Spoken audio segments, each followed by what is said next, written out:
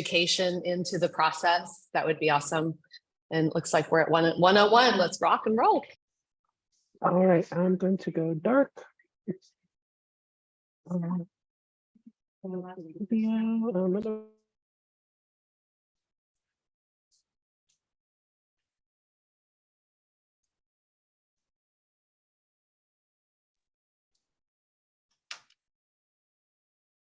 All right, good afternoon.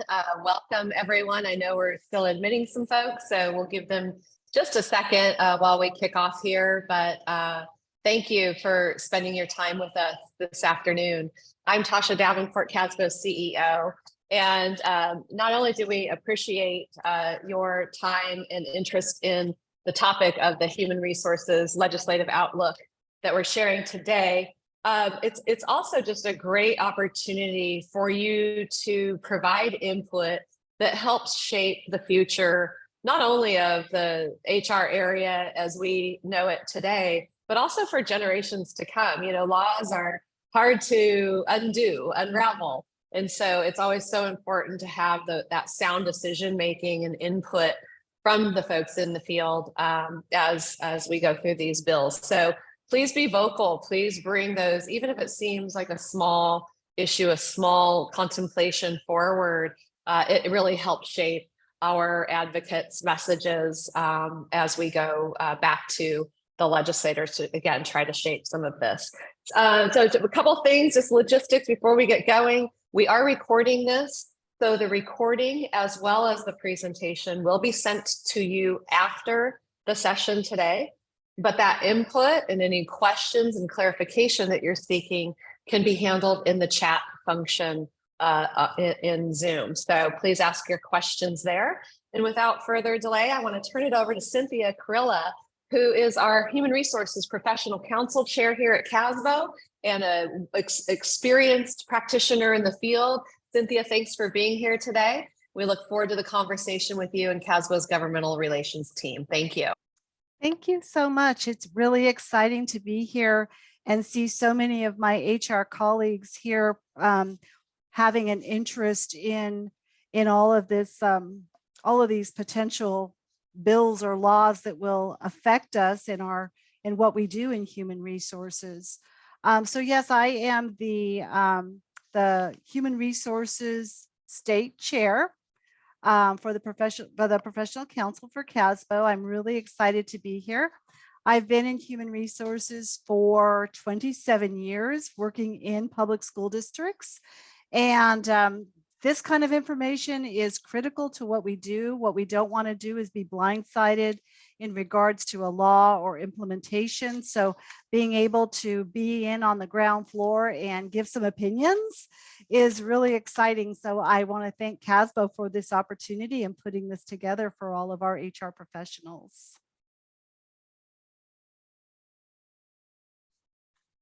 Thank you. This is Elizabeth Escobar. I'm the Assistant Executive Director of Government Relations for CASBO. And prior to joining CASBO, I worked in the state legislature for both the Senate and the Assembly. And before coming to Sacramento, I also worked at 2 different high schools in East Oakland, helping run their college and career centers. So education's a big passion of mine. So happy to be here with CASBO. Always appreciate all the work that you all do as practitioners day in and day out to help our students and the communities and their families. So I'll go ahead and turn it over to Michelle. Thank you, Elizabeth. Good afternoon, everyone. My name is Michelle Gill. I am Director of Policy and Advocacy with CASBO. I joined CASBO in November 2022, so just over a little 6 months ago. Really happy to be here. I really appreciate your time that everyone is taking to join us here today. And, prior to joining CASBO, I was in the Capitol with Assemblyman Jose Medina's office. Before that, also, I was with California Immigrant Policy Center and just have been working on policy since 2017. Thank you, and I'm excited for our discussions today.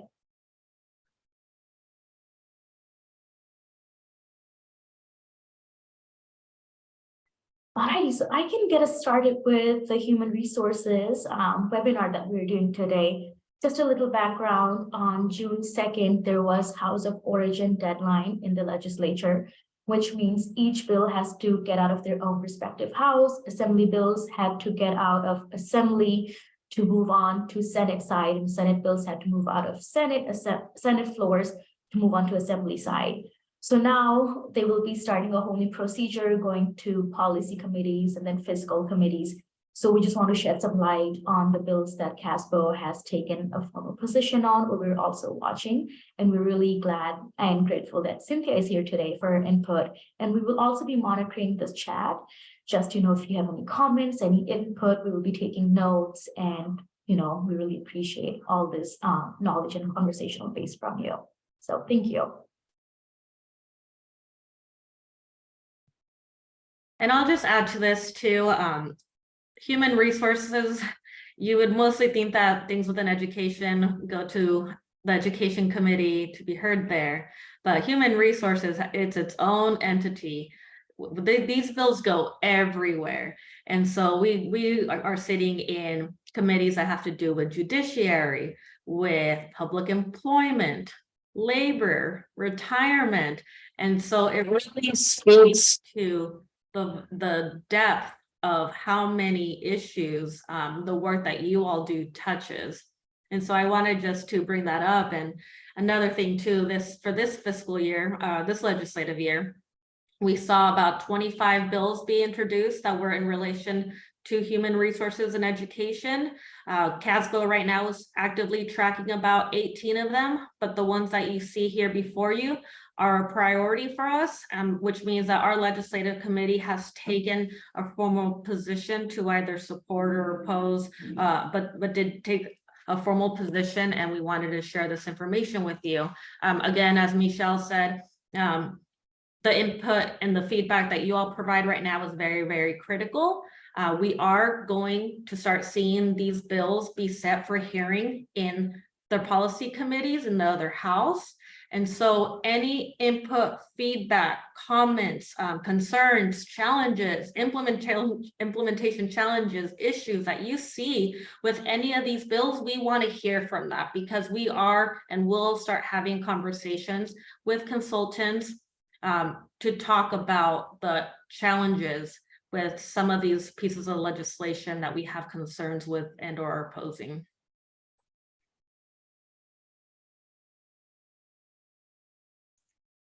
All righty, so I can get us started with the first bill. It is Assembly Bill 383 by Assemblymember Zabur, based on California Classified School Employee Teacher Credentialing Program, Leave of Absence for Student Teaching. So what this bill will do is, if a classified employees are seeking credentialing, they would be allowed to have leave of absence. And with that leave of absence, they would have 600 hours of paid leave of absence. Their wages would be taken care of, and along with their benefits. And they would have a stipend for books, and just to make sure that they are able to have food and rent or so. So CASBO is watching this bill at the moment, but we do have concerns as well. We have concerns that the bill does state that, if they fail to get that credentialing, the classified employee would have to give that stipend or that money back. We're not sure if that's all successful. Cynthia, also please do share with us if you've witnessed or experienced anything like that. And also, what if they just leave state, or if it's out of state? That's also concerning for us. We were kind of looking at it. We were just like, okay, we do want to see where the funding will come from. It is Prop $98 that they're saying, but the recent amendments is making it, just contingent upon appropriations. So only if there is money in the budget, this bill would go through. So that kind of does give us a little sense of relief, because we just are not seeing that much funding in this budget. But we're just being very watchful of this bill. And Cynthia, please, any input we would really appreciate. Yeah, so some of my concerns, and thank you, Michelle, some of my concerns were, of course, the funding that you've addressed a little bit, but also if you have someone, a classified employee that has done the program and or went partially and they don't fulfill it, how is the district going to recoup those funds if it's a program going through the district, which is a challenge. Or I've had an experience where we've had a student teacher come up the ranks as they were I think a lead custodian, got their teaching credential. Yay, let's get them in. Well, they just didn't have the skills and were not recommended to continue to be a teacher.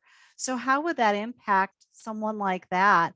Is it going to be consistent throughout each district? Are the districts making their own rules for this?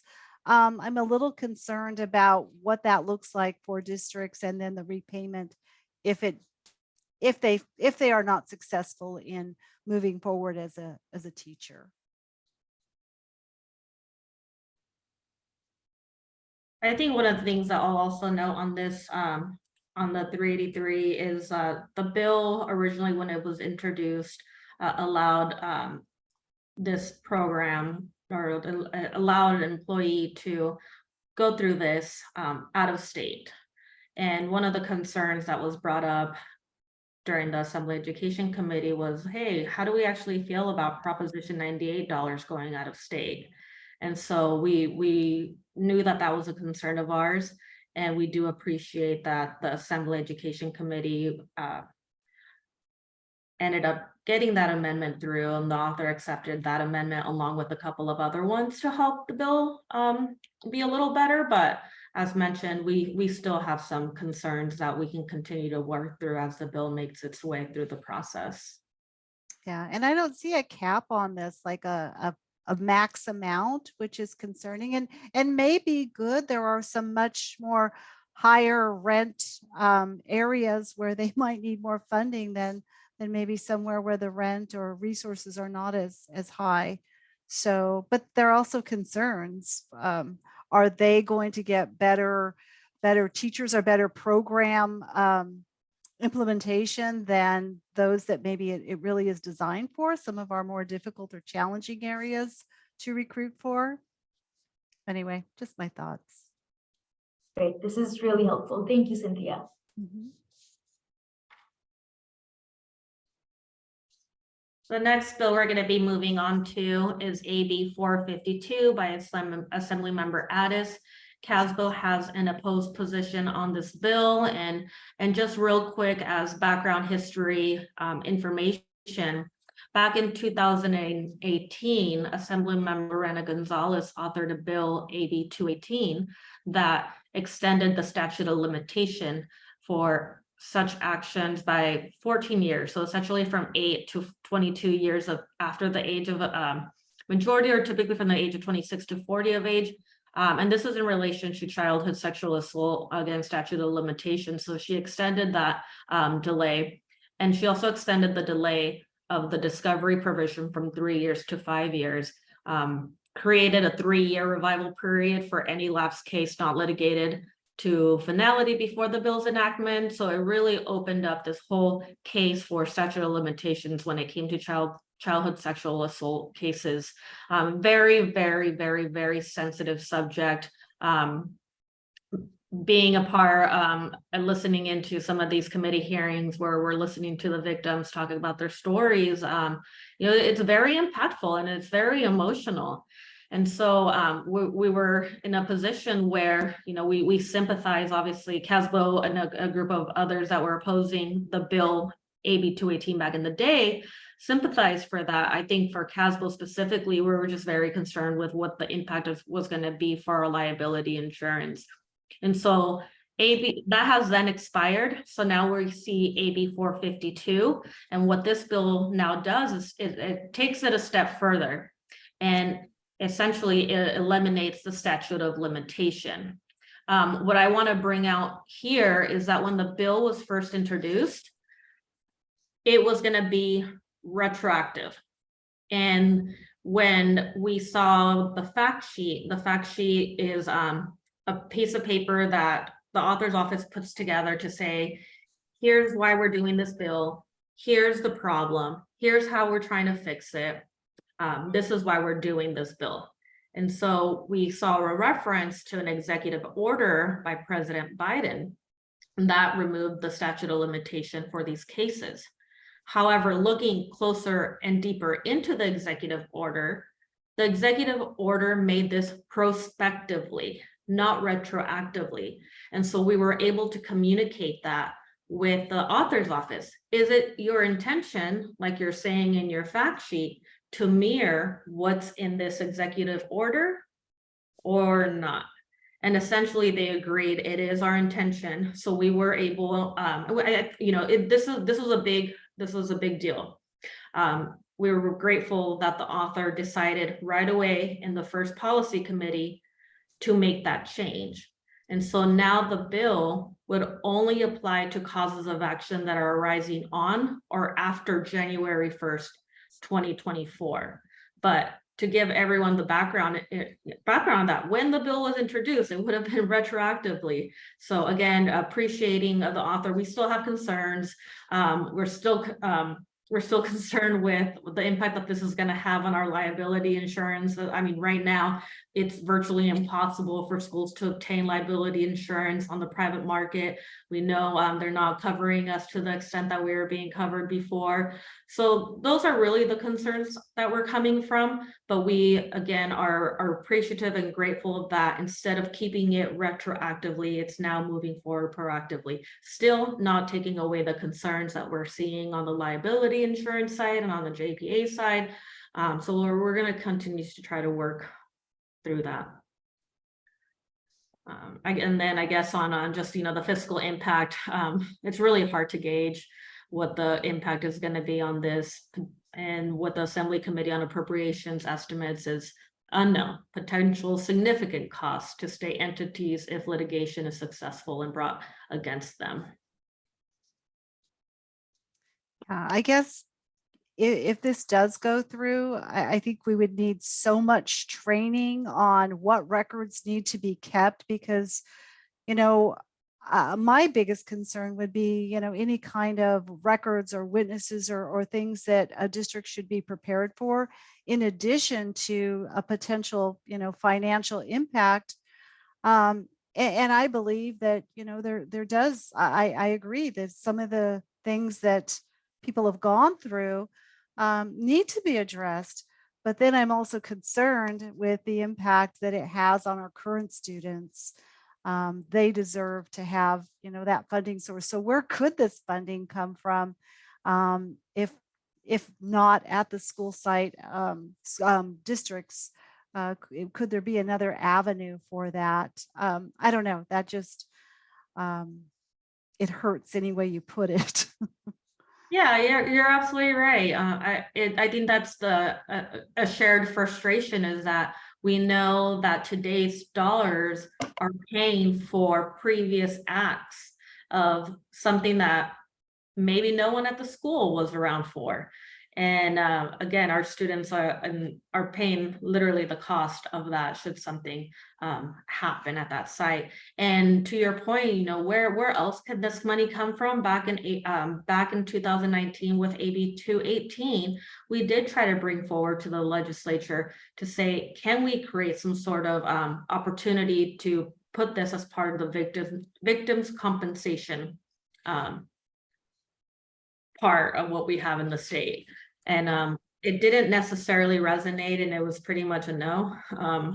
But if there are other suggestions, other ideas on how to help mitigate some of this, we are all open ears. We do know that more training has been done since AB 218, and we know that the excess liability fund does have data and information on how much training has taken place since.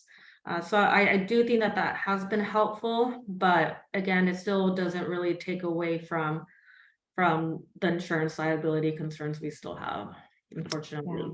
Yeah. But, keep in mind, this is going to go through. This is probably going to pass. As much as we're trying to address some other concerns as it relates to AB 218, it's going to most likely get through, and I can't imagine it not getting signed. So we should just be prepared for that.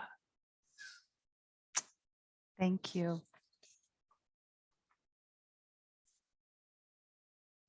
The next bill is AB 897 by Assemblymember McCarty for certificated school employees, probationary employees, service credit. This bill would require adult education teachers to, if they've worked 60% load of a full-time teachers, to attain permanent status, and also if they've done 75% of the number of days they're assigned to be considered to have served complete school years, which would lead them to have permanent status. CASBO is opposing this bill because, teachers do need this time, especially for the 2 years, to go through the trainings and to have, that proper teacher credentialing program. And LEAs, school districts already have set standards of, the trainings and the time they need. And then lastly, adult education can also fluctuate. 1 year, there can be a really high number of students needing adult education versus some years it could be really low. So what would happen to these teachers that have permanent status now? So for those reasons, we are opposing this bill. At first, this bill was not limited to adult education teachers, but now those are the amendments that were taken pretty recently.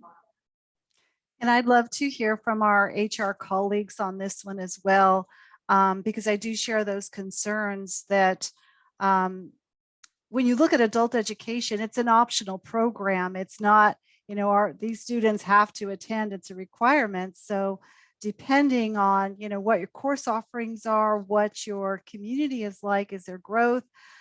So many things are involved. I know oftentimes the credentials are specialized for our adult education program. So where does that fit in, gaining, permanency as a teacher? So I love adult education and I love our educators there. I just don't know if this is really a way to fix something. And like I said, I'd love to hear from the chat what some of our HR colleagues are doing in their districts. Maybe there's something else that's working, but I do have some concerns similar to what CASBO has shared. Yes, please feel free to write anything in chat. I will be taking notes and I will monitor any of your comments. All right, and the next bill is AB 1699 by the same assembly member as our previous bill, Assemblymember McCarty, for K through 14 classified employees, part-time or full-time vacancies, public postings. So what this bill does is it would have any classified job postings to be available for current school employees before they're posted online. And also, if you do apply for this job and you do get it, schools will provide up to 10 hours of paid training to you. And the recent amendments that were just taken were only 10 hours of trainings. Before, this was just based on any amount of training that you would need. And also another amendment that was taken was it only has to be posted 10 days internally before it is posted online to non-district staff. CASBO is obviously opposing this bill, just based on the hiring situation right now and staff shortages. We don't think that this would be the right way or right direction to go to. And LEAs and schools already have good mechanisms and processes in place. So we don't necessarily think this is needed, but also Cynthia, please let us know what your thought process is behind this. Well, I had a couple of nice words that I can't repeat on here that when I read this, I went, are you serious? What are they trying to do to HR departments? Do they hate us that much? Is kind of what I thought. So the bill talked about prohibiting education employers from disqualifying candidates who may need reasonable scheduling accommodations. So that, of course, I was opposed to, because my whole philosophy is our jobs are designed to meet the needs of our students. We don't create jobs around the needs of our employees. As nice as that would be, it's just not. If we're there to promote student achievement and to be part of the process to ensure that our students are getting the best. We're not designing jobs and creating jobs for people. We're creating them to ensure that our students are educated appropriately. So that was a big thing for me. To hire somebody that doesn't meet any minimum qualifications, because what they're saying basically is, if they apply, then we need to consider them and put them in an assignment. That is, it just goes against my moral grain in ensuring that people are qualified and there's a fair process. To me, this opens up the good old boy system, if you will, of recruitment and hiring folks. I'm all for training, but if we look at and most contracts, most of your collective bargaining agreements are going to require that a position be posted for transfer or posted internally for X amount of time. But to have a 10-day period, that would slow our process down even further when you look at that. So what they're really doing is hindering us in more than one way. So again, please, I want to hear your comments. I hope it's not just me with these very strong opinions about this potential bill going through. It hurts in more ways than I can imagine from what I do here. Those are my opinions. Yes, thank you, Cynthia. We are working with other education organizations also. We have a really good coalition that is strongly opposing this bill, and we will be doing a lot of meetings with consultants to have discussions about this. Oh, thank you. Yes, don't make me cry.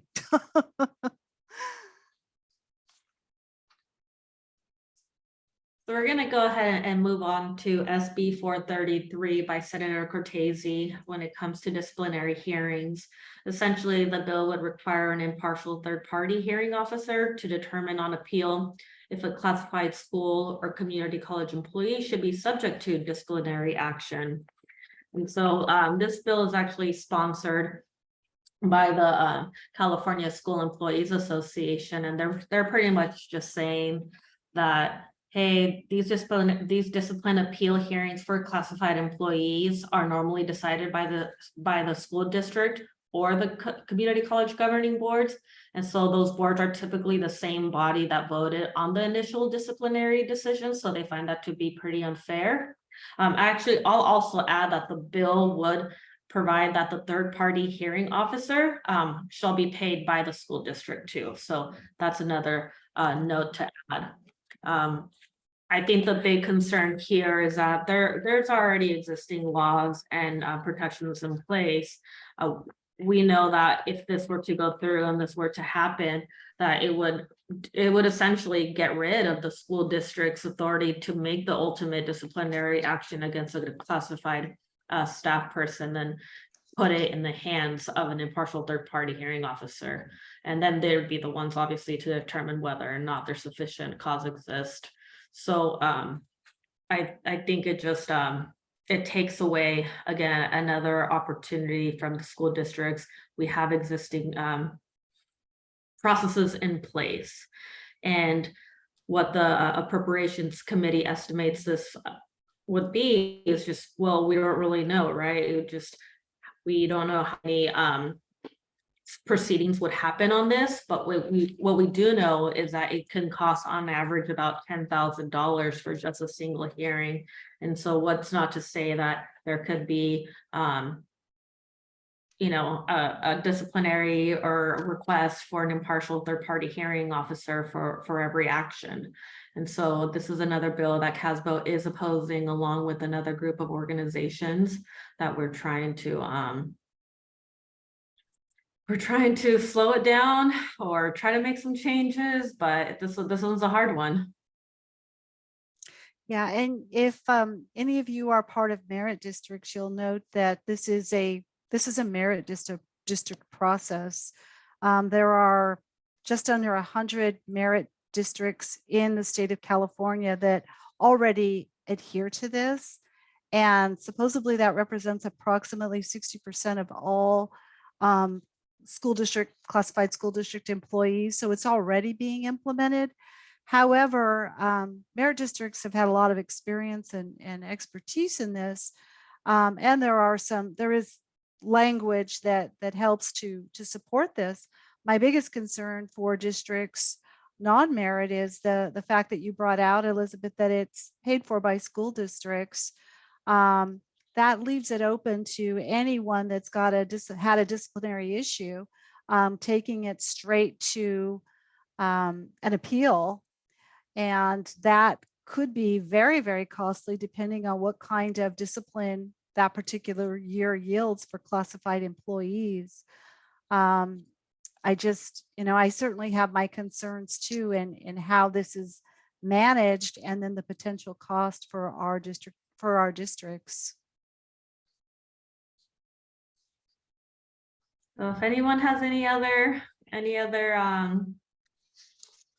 comments or information that you can share regarding this, again, please let us know. We would greatly appreciate it. And on some good news, there is a bill that we're supporting. I know it's really hard. We to be fair, CASBO, we don't, we're very mindful and conscious of unfunded mandates. We really value local control. And so with a lot of these human resource bills, they don't always work in our favor. And so this is the one, this is one of the stronger areas where management is not always seen favorable, if I can put that in a kind of way. And so it's good that we get to have a chance to support a bill. So this one is SB 765 by Senator Portantino, has to do with retired teachers alongside of a couple of other things that I'll go a little bit more into. But one of CASBO's priorities to help address staff shortages, we actually created our 23-24 budget priorities back in October, and it was done through our legislative committee. So if you are new to CASBO's positions are run through our legislative committee. They take positions on legislation and on the budget. And so we developed our budget priorities in October, one of them being to help address staff shortages, specifically in relation to the executive order that Governor Newsom had back in 2020 when it provided hiring flexibilities for retirees. And so we're still seeing staff shortages. It still hasn't been addressed.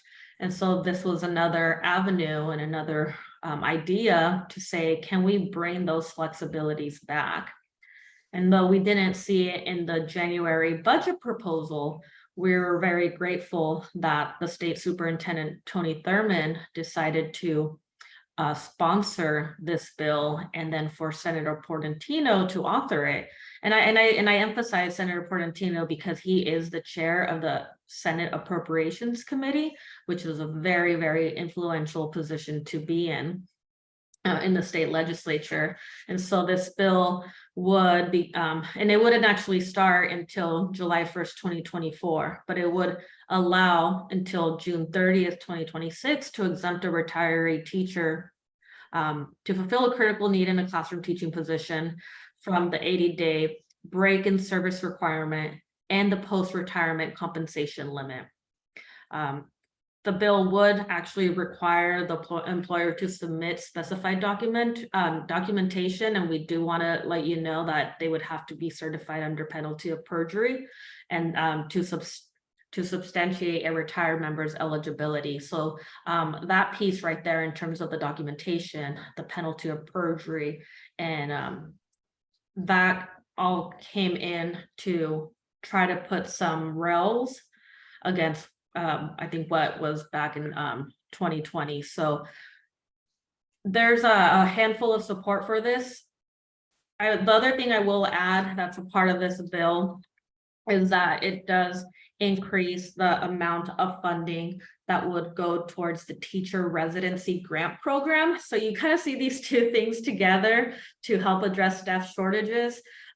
This is probably one of the bills where we have someone like the California Federation of Teachers who's supporting that teacher grant program piece of it. And then you have management groups that are in support of the hiring flexibility. So essentially we have that exemption for the retiree, and it increases the maximum award for the teacher residency grant program. And the reason why we're not too concerned about this piece of it is because the teacher residency grant program is from the general fund dollars, not Proposition 98.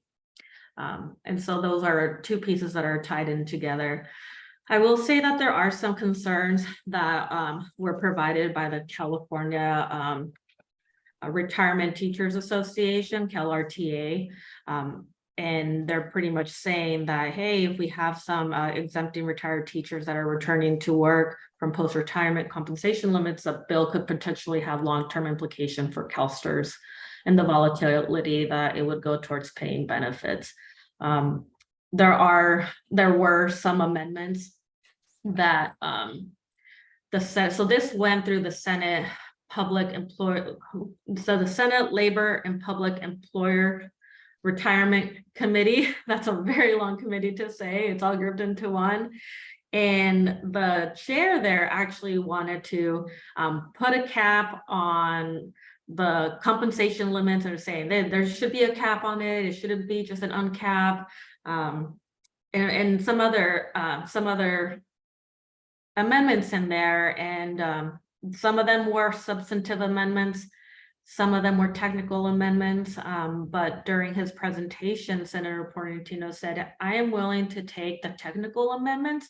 I'm not willing to take the substantive amendments, but he was very clear that he wanted to continue to keep the integrity of how the bill was written and the intention of that. So again, being in the influential position that he's in, I think he had an upper leg on being able to do that. And So- Elizabeth, coming from an HR perspective, would it be possible? My concern is, okay, so I have 3 retired teachers that want to come back, and now, and maybe one of them I don't want to have come back. So how do I, as an HR professional, get around that? So is there a way that they could tie it to their last evaluation, or, something where it takes the onus of making that selection off of the district, where now you're going, oh, how do I, I don't want this person back. Unfortunately, when someone goes to retirement, that tends to happen to some of our retirees, where we might be a little more than thrilled that they in fact are retiring. So I don't know, that was one of my biggest concerns. Other than that, I'm super excited about the prospect of increasing my sub pool, but I want to increase it with quality people and not people that I'm, I just don't want to have to hire someone that maybe shouldn't be hired. Definitely a good point. Thank you so much for that.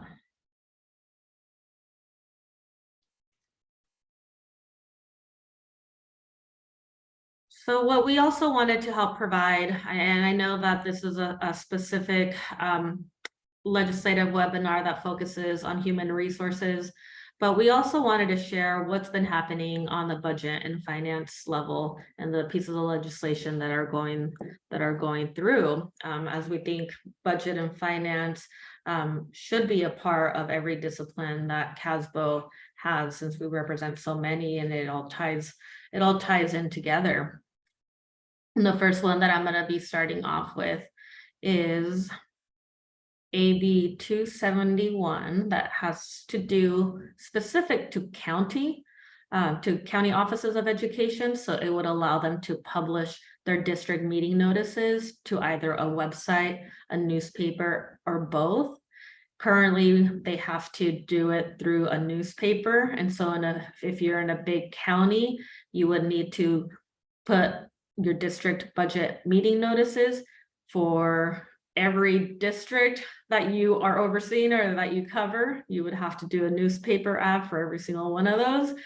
And I remember some of our committee members just said, this just feels so outdated. And what I think is important too, as we're talking about legislation, is what are some outdated pieces of laws that you think should not be relevant anymore? You're seeing now and you're hearing there was about 25 bills that were introduced just in relation to HR. So every year we're seeing new and more bills. There's no wonder the education book is now volume 1 and volume 2, but I would also take this opportunity to encourage you to think about what are some irrelevant laws or things that we can start getting rid of in the books. And this is a good example of that. Why can't we do it on our website as well? Why does it have to only be, or why are we required to do it on the newspaper? Can we do either one, or we can do both? And so, interesting enough, I don't see this often, but the fiscal impact here actually has to do with the cost savings. And normally bills cost money. And so on this time around, the Appropriations Committee is saying, hey, well, if you're not paying to publish it in the newspapers and you're just adding it to your website, that could be a potential cost savings there. The bill was set for hearing today. Unfortunately, they will be pushing back the hearing date because the newspaper, I think it's the Newspaper Publishing Association. They had some additional concerns that they raised to the chair. So now this was supposed to be one of those easy bills because it flew right through the Assembly Education Committee and now made it over to the Senate. But now the Senate's like, hey, let's just take a break real quick. Let's look at this bill a little bit closer and let's have further conversations and further discussion. So the bill was set to be heard this morning. We're gonna wait and see when the bill gets set for hearing again. But that's another one that CASBO is supporting. On AB 938, the Maritucci bill has to do with LCFF and increasing the base grants for providing some target levels for 2030, 2031. So we know right now we're not in the best fiscal condition to increase our targets, not increase our targets, but increase our base grants. And he has had bills like this before. He has carried legislation that provides aspirational targets to the LCFF base grants. We've been very supportive of those efforts. Very happy to see that. And when the funding was available, we got a chance to see the increases to the LCFF. So we know this doesn't happen overnight. And this is probably an opportunity for Maritucci to say, hey, I know we don't have the funding for it yet, but let's continue to have those conversations.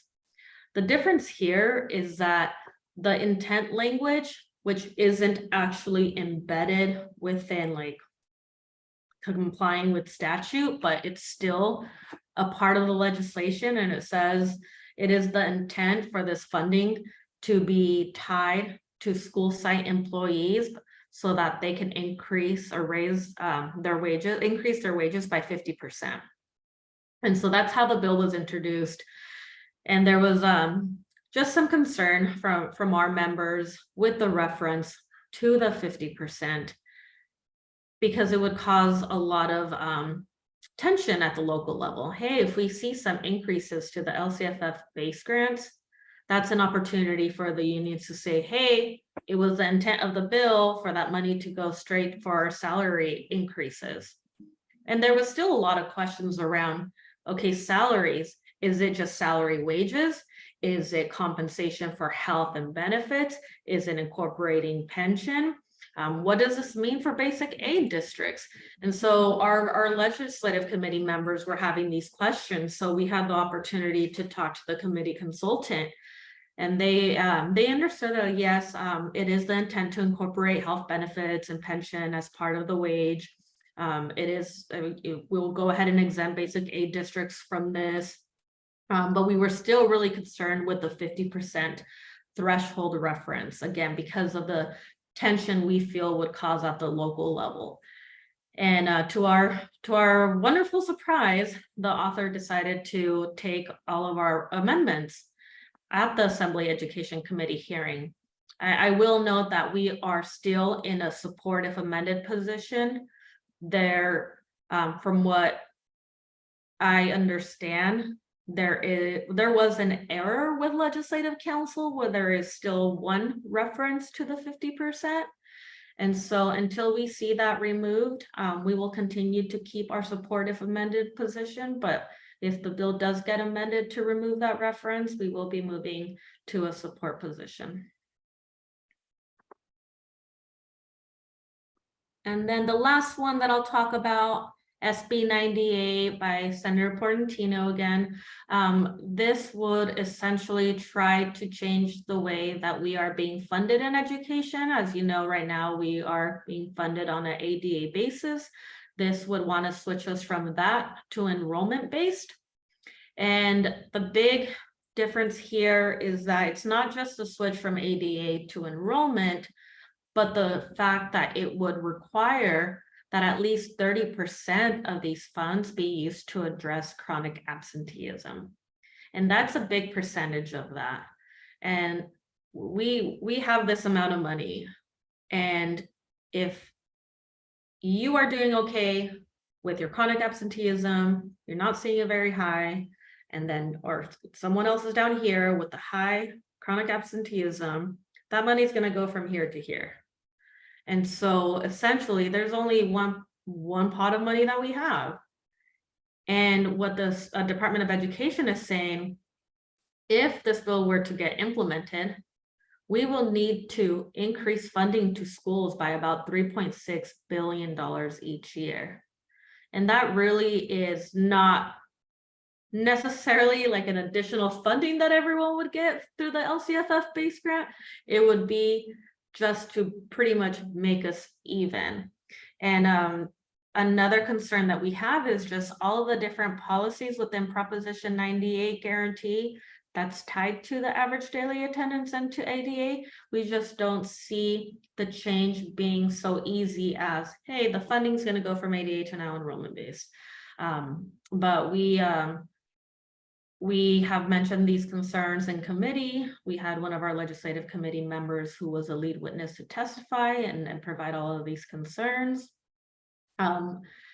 I believe the funding for this and the opportunity to make this happen passed. Again, it has a $3.6 billion price tag to it. Our revenues are not there at the moment, but we're still seeing this bill continue to move. But wanted to make sure that all of you were in the loop of what was happening within Proposition 98 Education Budget Finance.